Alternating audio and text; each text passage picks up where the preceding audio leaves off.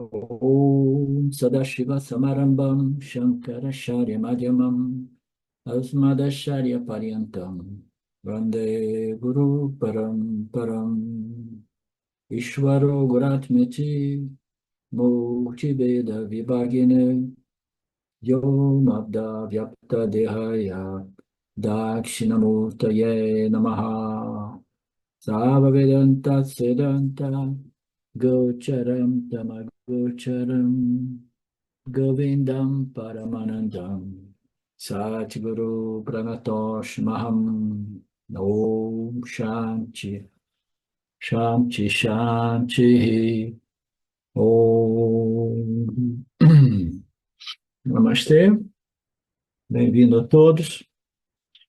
Então vamos iniciar aqui, né, pegando um gancho com o verso 30 do capítulo 9. Aquele que me adora, né, me adora ferventemente, né, acima de tudo, ele é considerado uma pessoa, ele fala uma pessoa sábia, uma pessoa santa, uma pessoa que realmente tem uma boa discriminação. Por quê?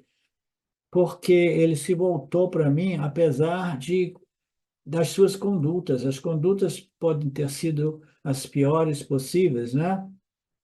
Mas ele conseguiu redirecionar a sua vida, porque ele se voltou, né, para mim. Ele está na direção correta, né? Ele tem um karma complicado, né, muito papa, mas ele é considerado uma pessoa de resolução, uma pessoa de discriminação, e aqui foi colocado como uma pessoa que é quase como um santo, né? Não sei por que que ele usou essa expressão, mas ainda assim é uma pessoa no caminho certo, digamos assim, né? Então, nessa parte final deste capítulo 9, nós vimos que Lord Krishna está exaltando a glória da devoção. A devoção é uma atitude religiosa, né, que tem o poder de acelerar esse processo de preparação, purificação, desenvolvimento de qualificações necessárias para ao autoconhecimento e a libertação, né, da ignorância. Então, nós vimos, né, nós estamos aqui tentando compreender o porquê a devoção é tão exaltada, né, no Gita, né, e no Karma Yoga, né, porque a gente não é feito só de intelecto, né? Nós temos um centro emocional também, né? Nós temos um centro intelectual, nós temos um centro, né, onde reside o nosso sentimento eu sou o fazedor e o experienciador. Nós temos o nosso centro de memórias e nós temos o nosso centro emocional. Então, a gente vive contatando o mundo dos objetos, processando experiência, e cada experiência tem uma sensação, um sentimento, uma emoção que é produzida em nós mesmos, né? Então, cada objeto de prazer, de dor, de desejo, de medo, vai produzir sentimentos diferentes. E a gente é movido por sentimentos, inevitavelmente.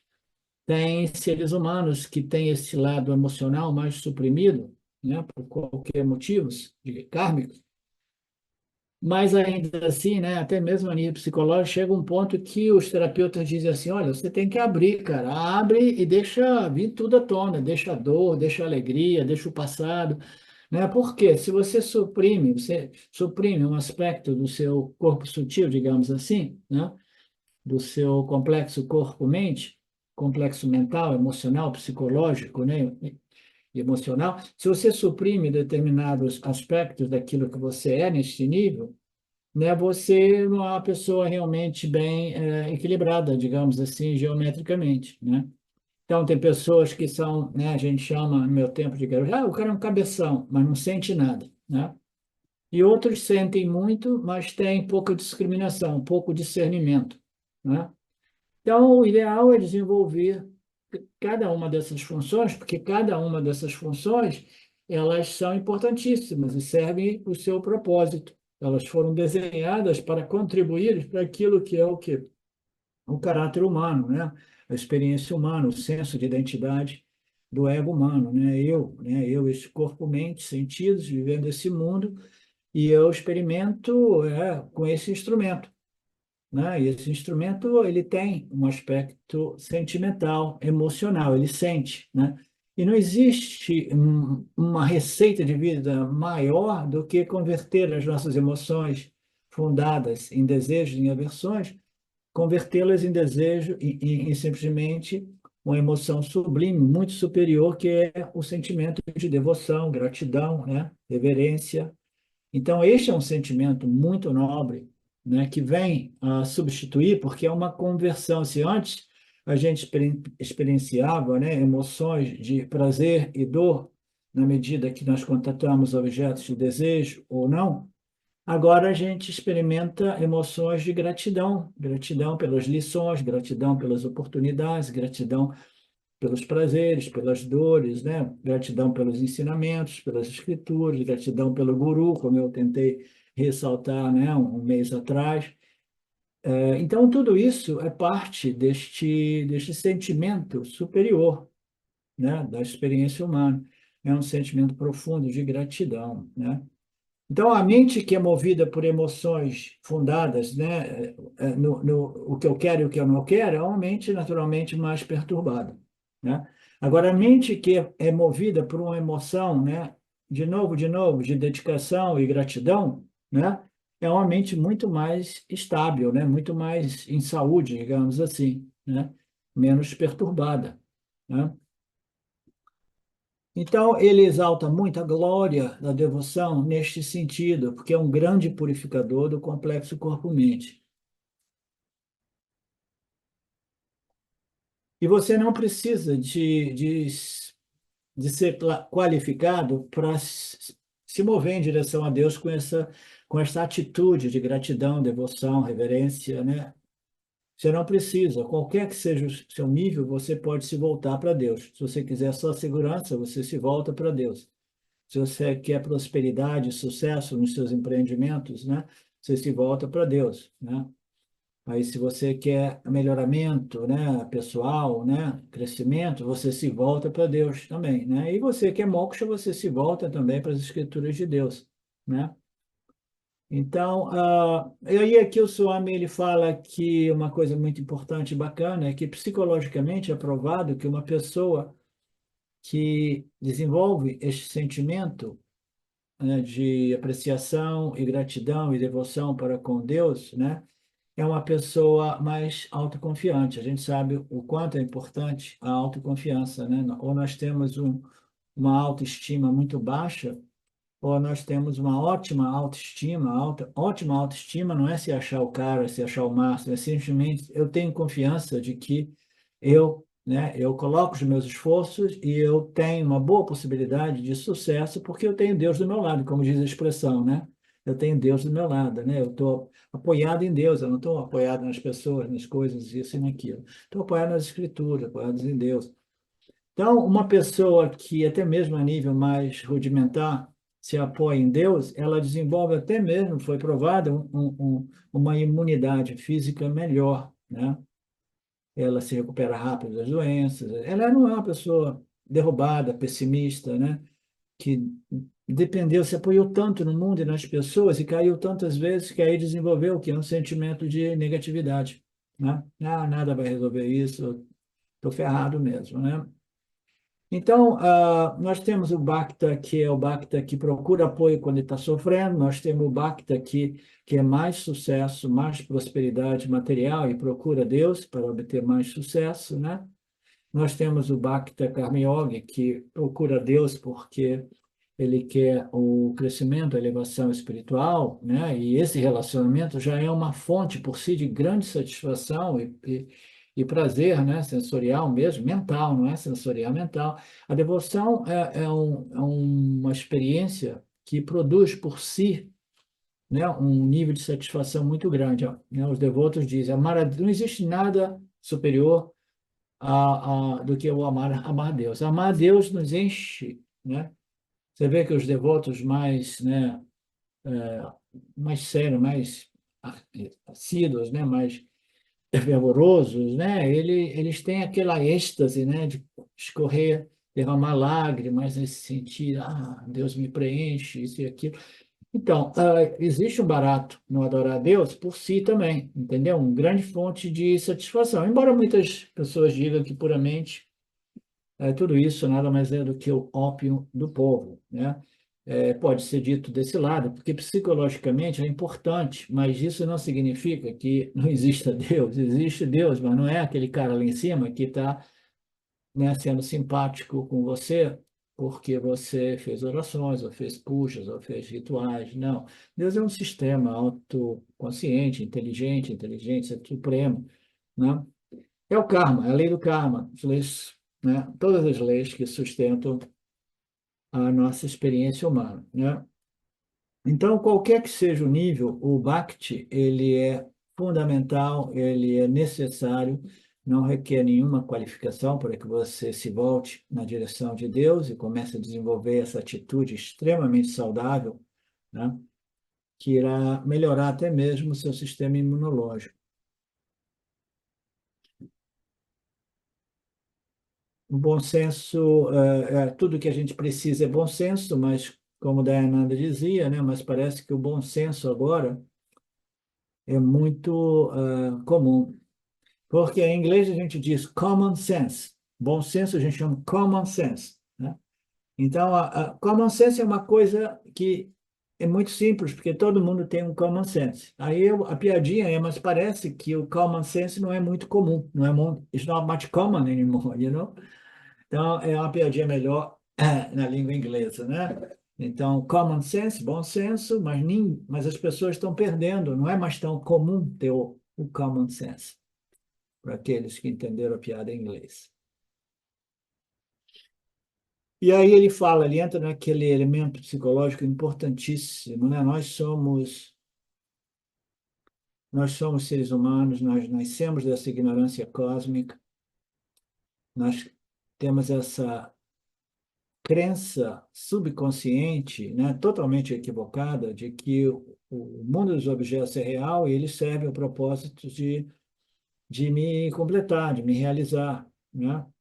Então, a gente desenvolve obsessão pelos objetos de desejo, né? E essa obsessão, né, ela vai forçando a gente a violar as leis de Deus, porque a obsessão, quando é muito grande, Mariné, você quer tanto uma coisa, por que quer? Porque quer, você acaba pensando, pô, eu quero tanto isso que eu vou, né? Eu vou fazer uma coisa que não é muito legal, mas eu vou esconder debaixo do tapete, ninguém vai ver, né?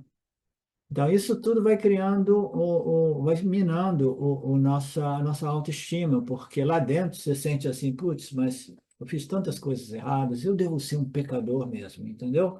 Eu sou um pecador sem salvação, né? Aí depois vem a história, não, Deus veio aqui para pagar por todos os nossos pecados e agora você está salvo também, né? Mas aí eu não compreendo as coisas nesses termos, porque ninguém pode cuidar do karma do outro, como as escrituras dizem, e faz totalmente senso, né? Cada um tem que cuidar do seu karma, cada um tem que pagar pelo seu pecado, né? Mas o sentimento de culpa, de inadequação, de ter cometido erros, ele precisa ser lidado com muita atenção, porque se coubesse a nós, ninguém gostaria de cometer erro na vida. Ninguém gostaria de viver sobre essa pressão de querer o que quer, quando quer, né? Como se as coisas desse mundo fossem realmente produzir a felicidade que nós buscamos. Mas a gente vem aqui, nós somos, né, totalmente governados por uma sociedade, cultura, né, fundada em valores falsos, né, desejos falsos, que são propagandizados, né, de tal modo que as pessoas começam a simplesmente, né, a se corromper para obter essas coisas que elas acreditam possam produzir a felicidade, né? Então, neste processo, o indivíduo começa a desenvolver um sentimento de culpa. Então, quando você compreende tudo isso, inclusive esse aspecto mais psicológico, mas você tem que ser uma psicologia. O Vedanta tem a psicologia também, mas é uma psicologia tão simples e tão ampla, é a visão completa mesmo, entendeu? Como é que você vai ensinar psicologia para uma pessoa que faz terapia há 50 anos e o próprio terapeuta faz terapia porque não consegue resolver? Como é que você vai realmente ajudar a pessoa se ele não compreende a relação entre ele e o Criador? Né? Você tem que compreender ele, o Criador, o modo qual essa projeção surge e o modo qual todos nós somos enganados por Maya, ninguém sabe o porquê, né? Maya, este poder ilusório, enganador, né?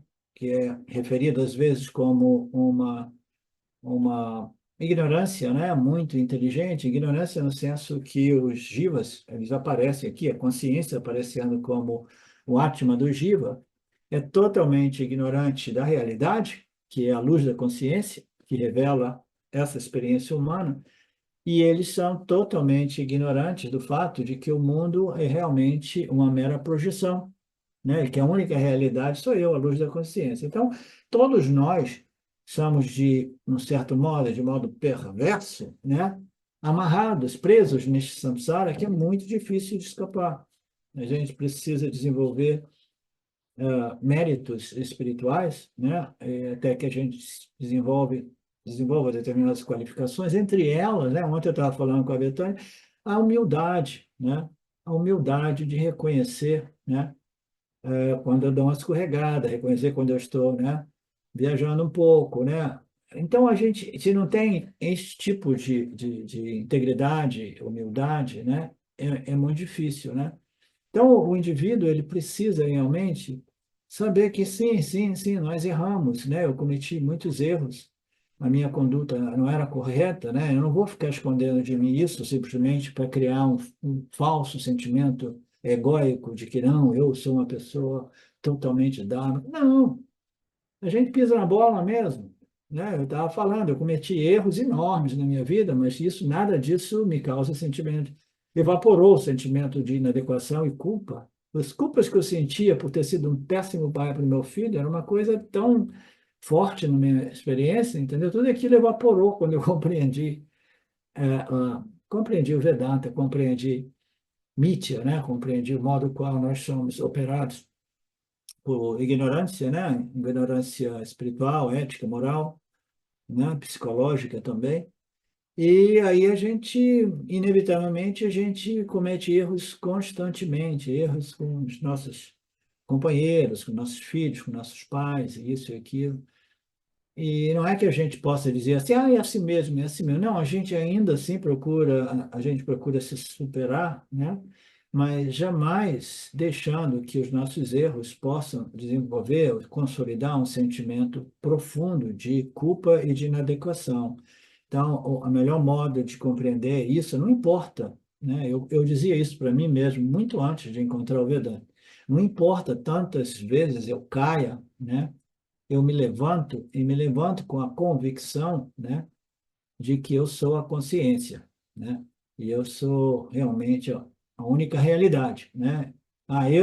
Como ser humano, eu estou agindo de modo contraditório a todos aquelas declarações que eu encontrava no mundo neo-advaita, né, do caminho direto, mas ainda assim eu não eu caio e me levanto e digo assim, mas não importa quantas vezes a minha humanidade seja contraditória a esta convicção de que eu sou a consciência, né? Eu me levanto e digo, não, eu sou a consciência, né? E eu sou além do pecado e do oposto do pecado, que seria a caridade, né? Não é assim, Marcelo?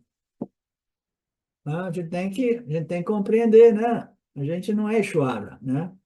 A gente não é Dharmaraja. Dharmaraja era aquele rei, aquele príncipe, né? Que depois virou um rei, que ele era considerado o rei do Dharma, porque o cara nunca cometia um erro, né? Ele era dhármico a 100%, né? Essas são exceções às regras, né?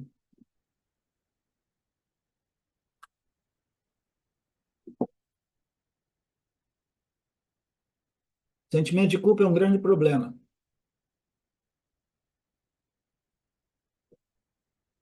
Então, para que a gente possa remover essa culpa, neutralizar essa culpa, a gente precisa de algumas bênçãos, algumas graças, né? Quatro graças. Você tem que se graciar, a graça de si mesmo. Isso é muito bonito, é muito profundo, por isso que eu quero repetir isso aqui. A gente fala, eu quero a graça de Shwara, eu quero a graça do Guru, eu quero a graça das Escrituras, mas você tem que se graciar primeiro de tudo. A gente viu isso no capítulo, acho que 6 ou 7, que o primeiro passo é o quê? É a autoconfiança, né? A autoconfiança. Você jamais desenvolve uma negatividade a respeito de você mesmo. Então, entre as graças, né, é a graça obtida de si mesmo, a graça obtida do Senhor, a graça obtida do Guru e das Escrituras. Aí o Swami fala, tem uma frase aqui linda, maravilhosa, deliciosa essa frase do Swami. Ele diz assim: a confiança é importante, mesmo que eu tenha cometido uma infinidade de erros, eu posso sempre me corrigir e continuar a crescer espiritualmente, porque todo santo tem um passado e todo pecador tem um futuro. Lindo, né? Todo santo tem um passado, e o passado não era dos melhores, não. E todo pecador tem um futuro também, dependendo, naturalmente, dos nossos esforços, né? Então, eu jamais devo me sentir culpado e mal. A autoconfiança é o primeiro passo. Krishna aqui está tentando incutir autoconfiança nos alunos. Uma pessoa corrupta, né? Uma pessoa que fez todos os tipos de papans, né? Que incluem os 5 grandes pecados capitais na cultura. Na cultura cristã tem os pecados capitais, eu não sei quantos são, né? Mas aqui são 8, 7. Tá. Então, aqui eles apresentam como 4, 5, né? Entre eles, né, assassinato, drogas e licor, né? E álcool, também ele destrói realmente o indivíduo, né? O roubo, né? E aí indulgência, né? Indulgências sexuais.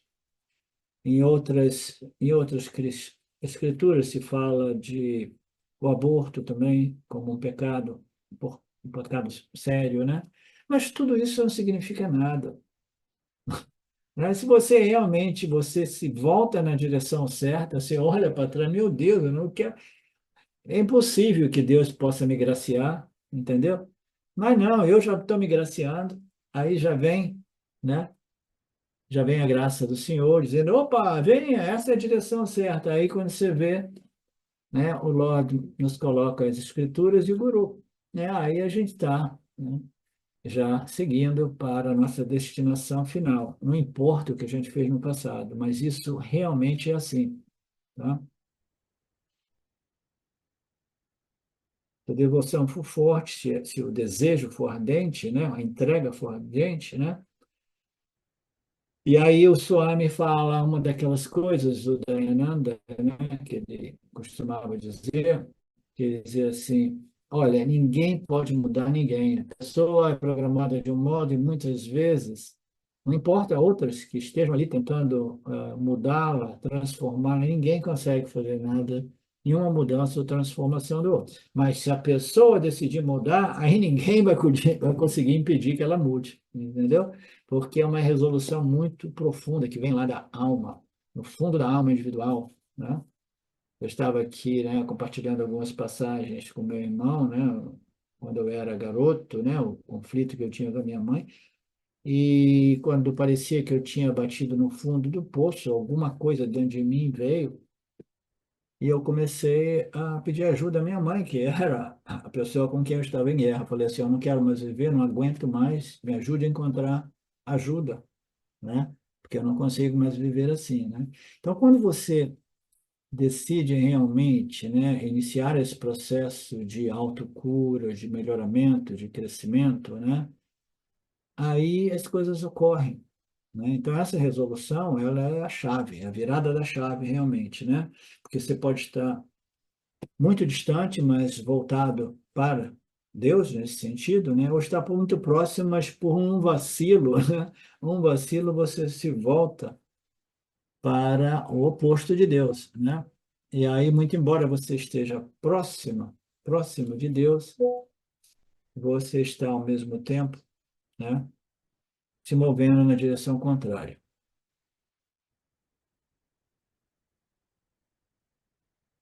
A direção que é mais importante, Harion, mais na aula de amanhã. Mas a aula de amanhã já é hoje, então a gente passa para o outro arquivo.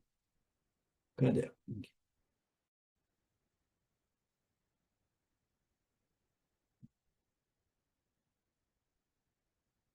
Aí ele apresenta mais um elemento psicológico bacana.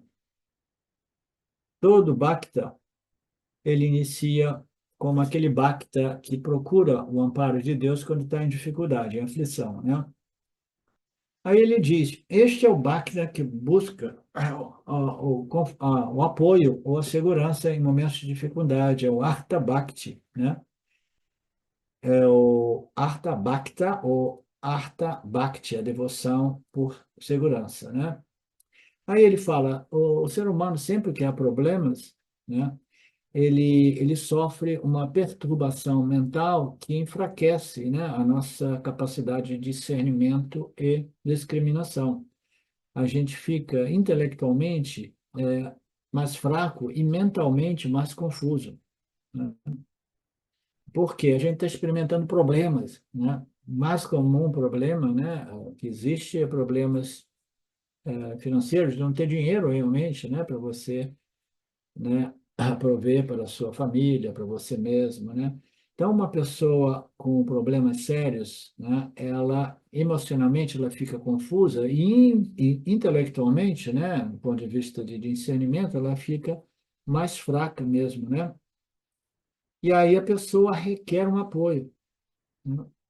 E aí é que, né, as pessoas se voltam para Deus. É o Bhakta que se volta para Deus quando ele vê que a coisa está feia, né? Está feia mesmo, né? Aí ele sabe, "Não, ninguém pode me ajudar aqui, deixa eu tentar me apoiar em Deus neste caso, né? De vez em quando eu estou em dificuldade, eu vou lá e chamo Deus, aí me sinto mais confortável, né? Aí ele fala que na nossa cultura existe um nome para Deus que significa o protetor dos devotos em dificuldade, em aflição, né? Os devotos aflitos, eles buscam a proteção, então esse nome dado, né? É Artha Trana Parayana, é o protetor dos devotos aflitos, né? Então, gradualmente, o devoto vai crescendo e ele busca o quê? Ele busca a prosperidade, porque agora, né, é, eu já resolvi o problema maior, né, que era a sobrevivência, né, aquela insegurança mais braba mesmo. Então, agora eu estou buscando a prosperidade material, né? Então, eu me torno um outro tipo de bhakta, né? Que eu estou buscando a ajuda do Senhor sempre que eu inicio um novo empreendimento, né? Eu estou abrindo, desenvolvendo, crescendo meu empreendimento, etc. E aí, o que que eu faço? Eu invoco Deus para, para que eu possa ser ajudado, protegido, né? Psicologicamente, aquilo já tem, né, um aspecto muito positivo, né? Mais tarde, você busca a devoção como meio de purificação e mais tarde ainda como meio de autoconhecimento, né?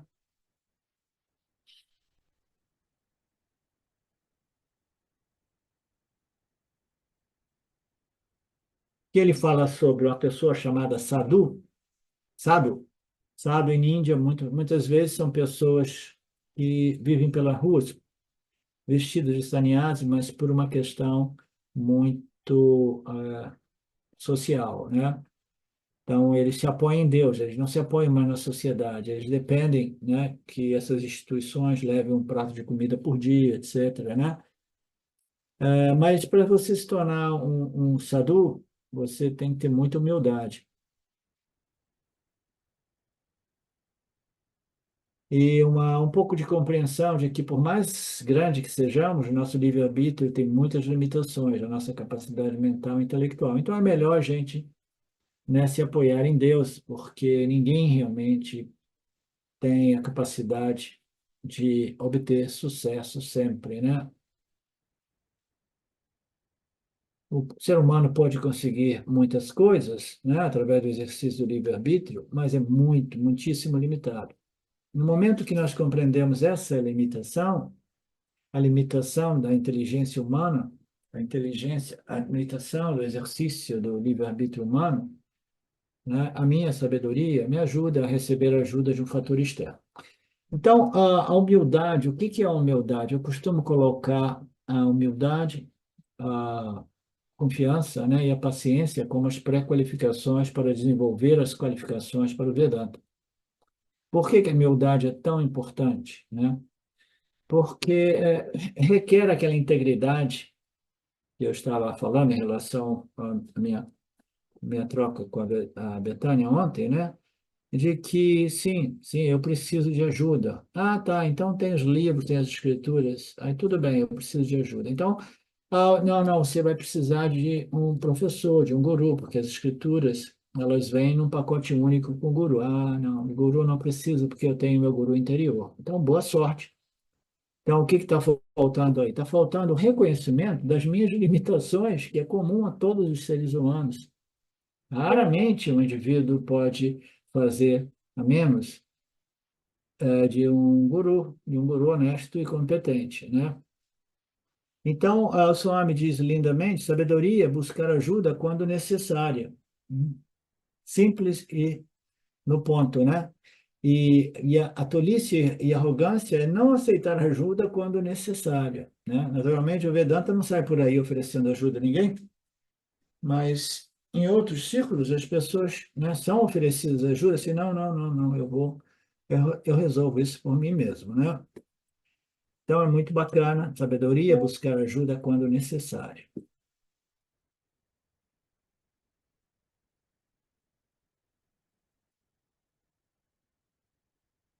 A pessoa realmente inteligente compreende a limitação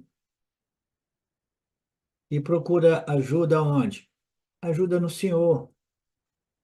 Mas no início, essa ajuda no Senhor é uma ajuda que produz, né, um fortalecimento psicológico e até mesmo imunológico, como nós vimos, né? Mas, nas contas, o devoto ele cresce para buscar ajuda em termos de conhecimento, conhecimento espiritual, né? Então, ele quer no início proteção, depois sucesso, e depois crescimento, e depois o conhecimento. Este é o processo, um passo de cada vez, né? Então, as escrituras ressaltam que é inteligência, né, buscar apoio e ajuda no Senhor. E a ajuda do Senhor, isso é uma coisa muito importante de compreender também. Quando a gente fala se volte para o Senhor e busque apoio no Senhor, etc., etc., isso pode ser feito de modo muito simples, né? De muito grosseiro, às vezes, né? Mas pode ser feito de modo mais eficaz e mais sofisticado. Porque o que é o Senhor? O que é esse Criador? Né? A gente tem uma vaga compreensão de que ele é a inteligência suprema que, né, sustenta tudo isso, né? Mas é difícil a gente desenvolver essa visão de Deus como essa inteligência absoluta, né? Onisciente, onipotente, onipresente. Então a gente vai buscando ajuda nos namarupas, que representam essa inteligência suprema. Mas quando a gente chega no nível mais elevado, como um bom Kama Yoga e depois como um bom Vedantino, a gente associa com Deus de um modo muito mais tangível e eficaz, porque como Deus é algo assim mais sutil e abstrato, eu me associo com o quê? Com os ensinamentos de Deus, né? Então, as escrituras de Deus, elas vierem de Deus, as leis, as leis que regem essa ordem, né? As leis espirituais, psicológicas, né? Kármicas, éticas, morais, etc. Então, eu me associo com essas escrituras espirituais, né? Porque é uma expressão de Deus. Então, as Escrituras é o modo mais tangível que existe para que a gente se associe com Deus, né? E a gente, ainda assim, 99,99% dos casos, a gente precisa não somente das Escrituras, mas como guru. Então, né, Deus, né, ele se estende como a Escritura e o guru que está ali para tentar facilitar a compreensão das Escrituras, né?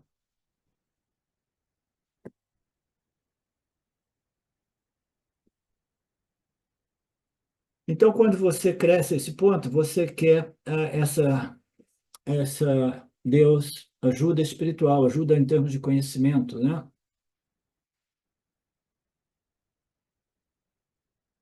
As Escrituras ressaltam que a inteligência entregar-se a Deus, e uma vez que uma pessoa se entregue, se renda a Deus, compreendendo as leis do karma, ela descobrirá que existe uma força maior em sua mente. Como lhes disse no outro dia, estatisticamente, as pessoas religiosas, elas são mais fortes emocionalmente.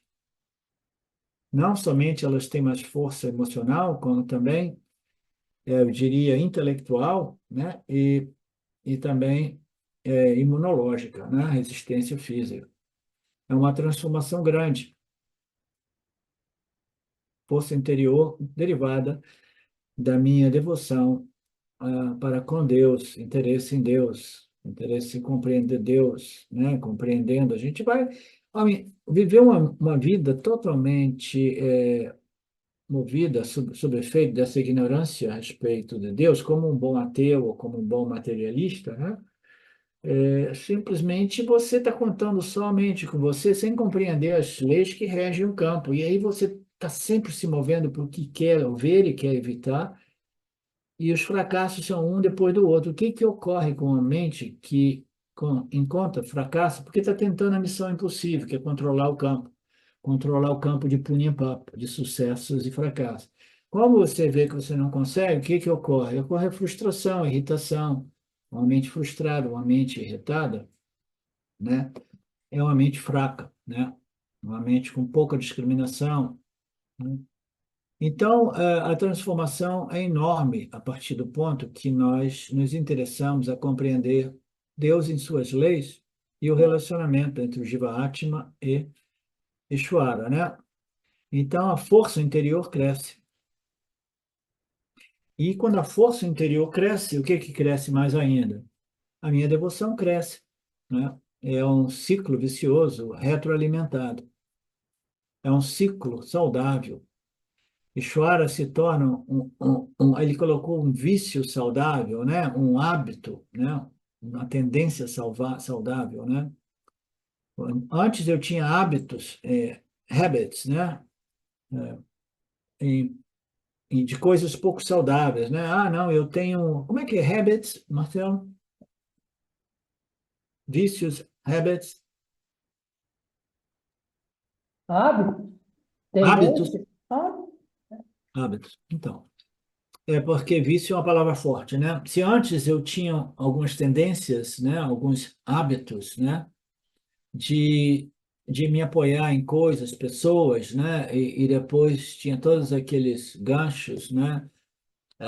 Conflitantes, psicológicos, né? Então aquilo se torna uma tendência, a tendência se torna um hábito depois se torna um vício, né?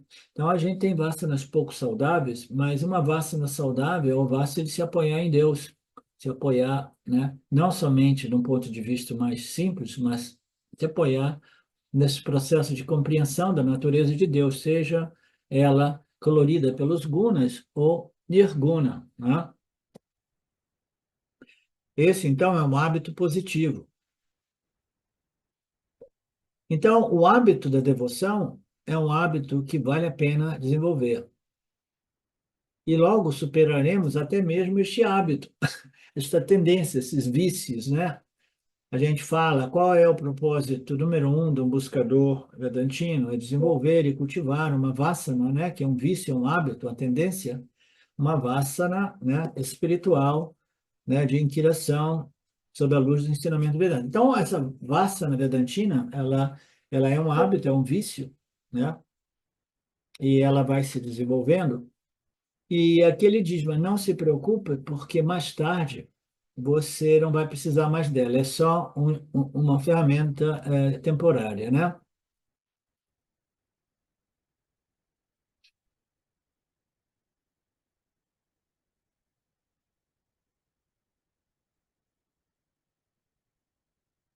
Aí ele cita aqui um santo legendário hindu, um sábio. Por quê? Porque ele tomou uma resolução na vida dele.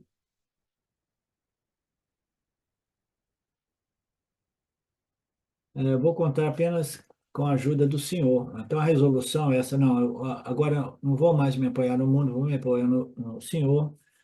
Ele se transforma, e isso vai ser dito a partir dos próximos versículos, porque era uma pessoa pouco dármica, né? Uma pessoa de conduta muito negativa, mas ainda assim ele foi dito ser um santo, como diz no verso 30, né? Mesmo se você tenha muitas condutas negativas, né? Ainda assim, se você se volta para mim, você pode se tornar um santo, né? Então, este é o exemplo que será dado neste versículo 31.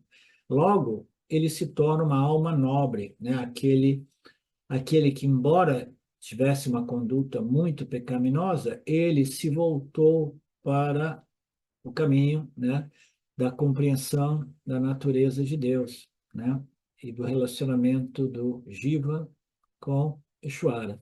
Então, tendo tomado essa resolução, né, tendo redirecionado a sua vida, essa pessoa ela se torna uma alma nobre. Quando? De momento a momento, isso vai crescendo. Certamente, gradualmente, ela irá chegar e alcançar uma paz estável e duradoura, né? Então, essa é a promessa. Você saiba disso e declare, né, a todos os seus soldados, né, aqueles que participam do seu exército do Dharma, declarem a eles que os devotos do Lorde jamais perecem, né? Tudo muito bonito, né? Muito simbolismo, né? Simbolismo bonito mesmo, né? Não é que um devoto nunca perece no sentido, então ele vai viver eternamente. Não, o corpo morre, mas, né, a alma do indivíduo, ela se eleva, né? Ela se torna pacificada, se torna uma alma nobre, apesar de condutas, né, pecaminosas no passado recente. Então, o que ocorre com a pessoa que decidiu recorrer ao Senhor, ele vai se tornar uma pessoa pacificada, nobre, uma pessoa dominada por conduta dármica, né? Uma pessoa de Dharma para Dharma, predominantemente dármica. Você vê que as escrituras sempre dizem uma pessoa predominantemente dármica, porque é quase impossível a gente não dar umas escorregadas aqui e ali, né? Então, Dharma, Atma significa mente. Dharmatma significa uma pessoa cuja mente valoriza o Dharma acima das seguranças e do entretenimento, os prazeres da vida, os prazeres sensoriais. Então, é uma pessoa que valoriza o Dharma acima de tudo, né? É uma pessoa que valoriza uma vida guiada por condutas em harmonia com as leis de Deus. Antes a pessoa buscava somente artha e kama, né? Os desejos sensoriais, os prazeres sensoriais e a segurança, né? Dinheiro, entretenimento, como as coisas primárias da vida de todo mundo. Logo, ela se torna mais madura, sai desta ilusão de artha kama, de desejos e entretenimento. Não que ela rejeite tudo isso, não, mas são coisas secundárias. O desejo primário é o quê? Dharma, observação de Dharma que purifica, né, a alma individual. Aí ele faz o exemplo do pickle, né? Tem aquele bolinho de arroz que não tem gosto de nada, que tem que ter um pickle, né? Salgado e cheio de pimenta, feito com algumas frutas, entre elas o mango, né? Naturalmente, que é muito gostosinho, mas tem que ser só um pouquinho, né? Do pickle para aqueles bolinhos de arroz, né? Se você comer pickle com arroz, em vez de arroz, bolinho de arroz com pickle, você vai ficar com dor de barriga, vai ficar mal, né? Então, da mesma coisa, você sabe que a vida é impossível sem a artha kama, né? Chega um ponto na vida de um vedantino que o kama, os prazeres, né, da vida são, né, mais relevantes como associação com as escrituras, porque o indivíduo vai crescendo, ele vai vendo, nossa, associação com as escrituras, né, em satsang, com o meu guru, ou até mesmo compartilhando com meus amigos, ou estudando sozinho, né, ou fazendo meu nididhyasana, é o que me produz mais prazer do que ir para o barzinho, ou para ir aqui, ou ir a uma festinha, entendeu? Então, isso tudo vai mudando também, né? Mas, fundamentalmente, as buscas por artha e kama, elas se tornam secundárias, né? Assim como o pico é secundário e o arroz é o primário, né? A coalhada de arroz. O arroz é o prato principal e não o vice-versa.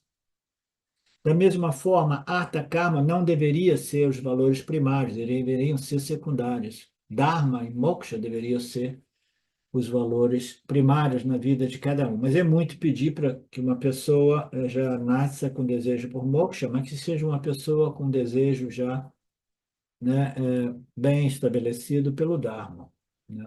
Justiça, né, e observação, né, daquilo que é universalmente reconhecido como um valor de todos, né? Ok, então vamos fazer uma pausa de 10, Marcelo, e a gente volta já. Om Purnamada Purnamidam Purnamudachyate Purnasya Purnamadaya Purnameva Vashishyate. Om Shanti Shanti Shanti Om. Namastê.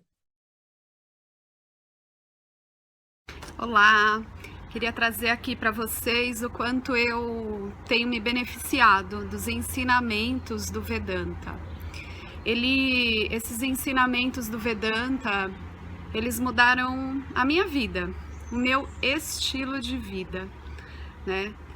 A partir de uma compreensão sobre Jagata, o mundo, sobre essa pura inteligência, Ishvara, sobre o Jiva, né? A mente, o funcionamento, sobre a aplicação do Karma Yoga diariamente na vida, o quanto isso beneficia a purificação da mente, né? Para poder daí acessar aquilo que é mais valioso.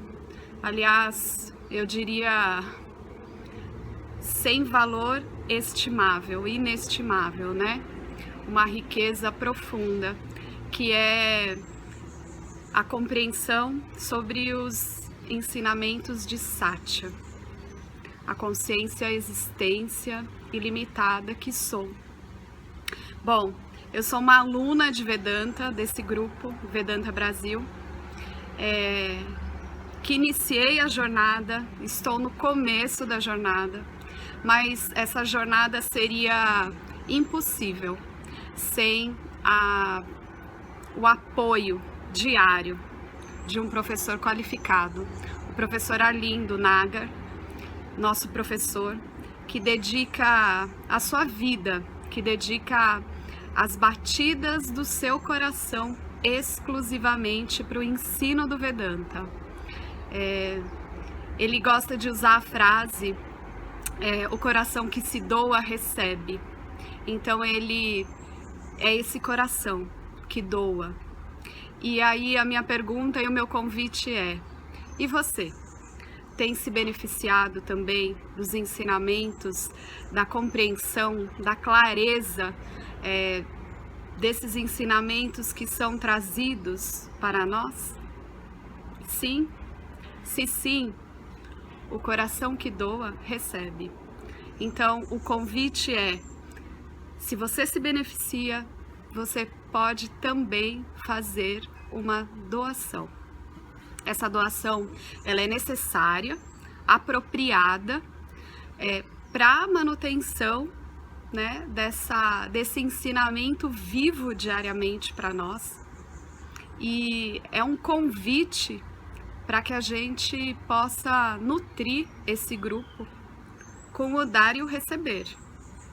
E se você se beneficia, tenho certeza, qualquer valor mensal é suficiente. É o valor que o seu coração sentir, mas é um valor apropriado.